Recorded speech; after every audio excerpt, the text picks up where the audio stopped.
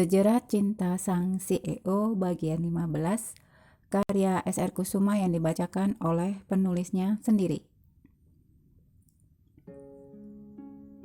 Akan tetapi senyum di wajah pria tampan itu seketika sirna saat tiba-tiba ia melihat seorang pria yang ternyata karyawan hotel muncul dengan membawa nampan berisi minuman dan makanan ringan, berjalan ke arah Irene yang masih berada di dalam kolam renang. Tommy mengurungkan niatnya untuk mendekati Irene dan memilih memperhatikan mereka secara diam-diam. Tidak sedetik pun Tommy mengalihkan pandangannya dari sang kekasih yang sedang berbincang dengan karyawan hotel itu. Tidak jelas oleh Tommy, Irene berbincang-bincang dengan begitu akrab dan hangat dengan karyawan hotel itu, membuat Tommy merasa tidak nyaman melihat gadis pujaan hatinya bersama pria lain.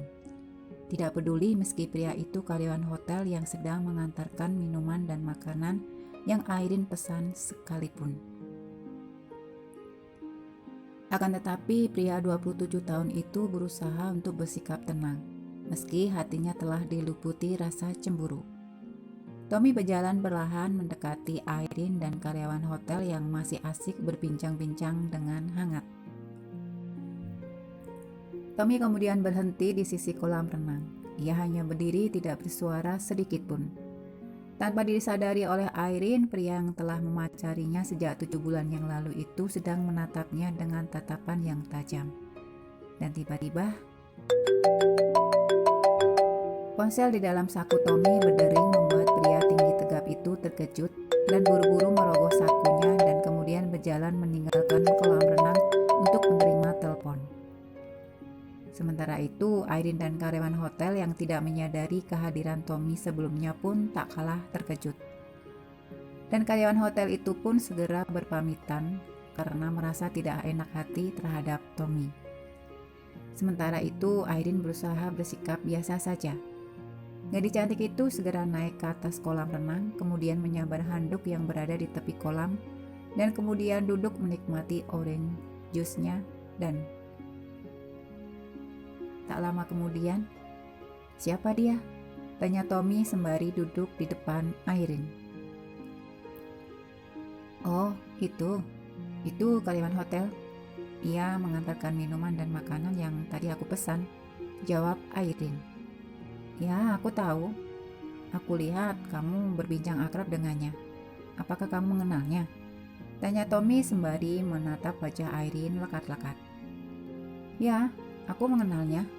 Namanya Bisma. Ia dulu pernah bekerja di Hotel Semilir. Akan tetapi tidak lama ia pindah dan bekerja di Bali, di sini," terang Irene sembari melap wajahnya yang basah oleh air. "Oh, bisa kebetulan sekali ya. Kamu bertemu dengan mantan karyawan Semilir dan sepertinya ia nyaman sekali denganmu," sahut Tommy membuat wajah Irene seketika berubah. "Ia hanya melakukan pekerjaannya, Tom. Harus ramah dan profesional melayani tamu. Itu dari bagian pelayanan yang harus diterapkan di hotel manapun. Jadi tidak ada yang aneh menurutku," ucap Irene. Ya, hanya saja melihat keakraban kalian berdua, aku rasa dulu kalian sangat dekat." Tidak juga. Kedekatan kita sebatas rekan kerja, tidak lebih. Apalagi sebagai atasan Bisma, aku harus tetap berkomunikasi dengannya untuk membicarakan segala sesuatu yang berhubungan dengan pekerjaan. Dan kalaupun aku dan Bisma terlihat dekat, ya karena aku selalu membangun hubungan yang baik kepada semua karyawan hotel tanpa terkecuali. Tapi sayang, aku merasa dia bersikap berlebihan denganmu." "Maksudmu?" Irene mengerutkan dahi mendengar kata-kata Tommy. "Tidak seharusnya ia bersikap seperti itu kepada tamu hotel." Irene menghela nafas panjang. "Seperti yang sudah aku katakan tadi, Bisma hanya melakukan pekerjaannya, tidak lebih. Wajar kalau dia merasa senang dapat bertemu lagi denganku di sini. Setelah bertahun-tahun, siapa yang menyangka kita akan bertemu lagi?" Saat Irene bingung dengan sikap Tommy yang akhir-akhir ini mudah terbakar api cemburu kepada siapapun pria yang dekat dengannya. "Oh, ayolah, Jangan bilang padaku kamu cemburu dengannya, sambung Airin lagi. Sayang, ia mantan karyawan Semilir. Lantas, hubungannya dengan Bisma dan aku apa? Tanya Airin dengan nada sedikit kesal. Aku takut ia akan memberitahu karyawan Semilir lainnya kalau ia bertemu denganmu di sini, ucap Tommy. Ya Tuhan Tommy, kamu berpikir terlalu jauh. Bisma tidak ada kaitannya dengan masalah aku. Ia sudah tidak menjadi karyawan hotel Semilir, bahkan jauh sebelum aku keluar. Airin mulai kesal. Tom, tolong, jangan mengaitkan segala sesuatunya dengan masalahku yang dulu. Bagiku, apapun yang berhubungan dengan masalahku di Semilir, itu tidak ada kaitannya dengan siapapun, entah itu Bisma, teman, atau rekan kerjaku. Mereka tidak ada hubungannya dengan semua ini. Airin mulai kehilangan kesabaran. Entah pagi yang indah ini tidak mampu membuat hati Airin turut merasakannya juga. Dan untuk apa kita jauh-jauh healing keluar Jawa, kalau kita selalu saja berselisih paham untuk hal-hal yang remeh dan tidak penting? Ini tidak bedanya kita di Jogja atau di Lombok, sama saja. Nada bicara Airin mulai ketus. Tommy terdiam. Tommy sepertinya tidak pernah belajar dari kesalahannya yang sudah sering ia lakukan. Tommy selalu saja membangkitkan kembali kenangan lama yang Airin lupakan. Di saat Airin berusaha keras untuk bangkit dari keterpurukannya dan berjuang untuk melepaskan bayang-bayang masa lalunya, akan tetapi Tommy justru selalu saja mengungkitnya kembali. Airin tahu Tommy melakukan hal itu karena Tommy peduli dengannya. Dan semua itu akan menjadi sangat menyebalkan bagi Airin karena Tommy selalu mengaitkan segala sesuatunya, apalagi yang berhubungan dengan lawan jenis dengan masa lalunya terdahulu dengan sang mantan. Dan tak jarang Airin pun merasa kesal dan jengah melihat sikap Tommy yang overprotektif kepada dirinya. Mereka pun sering berselisih paham hanya karena sikap Tommy terhadap Airin yang berlebihan. Sudahlah, aku mau mandi, ucap Airin sembari bangkit dari duduknya. Wajah gadis cantik itu tidak dapat menyembunyikan kekesalannya. Belum sempat Airin melangkahkan kaki, tiba-tiba ia merasakan seseorang meraih tangannya. Spontan Airin menoleh ke belakang dan melihat Tommy sedang menggenggam tangannya dengan erat. Airin pun terpaksa menghentikan langkahnya dan memilih untuk berdiri diam seribu bahasa dengan tubuh yang masih terlihat basah.